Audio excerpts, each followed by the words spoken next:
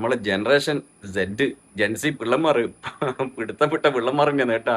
നമ്മൾ ഒരുപാട് സമരങ്ങളിൽ കണ്ടില്ലേ, ഈ നമ്മളെ മുമ്പ് കലക്ട്രേറ്റ് മാർച്ചും അതേപോലെ സെക്രട്ടേറിയറ്റ് മാർച്ചെല്ലാം കാണല്ലേ. ഇതൊന്നല്ല ഞാൻ മോനെ, പിള്ളേർ സംഭവം തന്നെയാണ് കേട്ടാ. പിള്ളേർക്ക് ഒരു പ്രശ്നമില്ല, ഒരു കൂസലും ഇല്ല, ഒന്നുമില്ല. പിള്ളേർ സമരം അങ്ങ് എൻജോയ് ചെയ്യാൻ.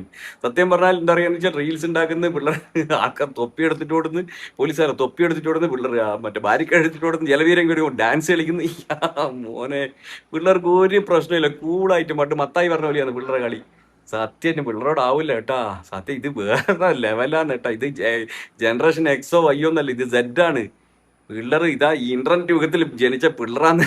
പിള്ളേർക്ക് ആവശ്യം നിറവേറ്റി കൊടുത്തോ, അല്ലെങ്കിൽ പിള്ളേർ യാ മോനെ, സംഭവം പിള്ളേർ കിട്ടില്ല. ഓരോ റീൽസ് കാണുമ്പോൾ മനസ്സിലാവുന്ന കാര്യം എന്നത്.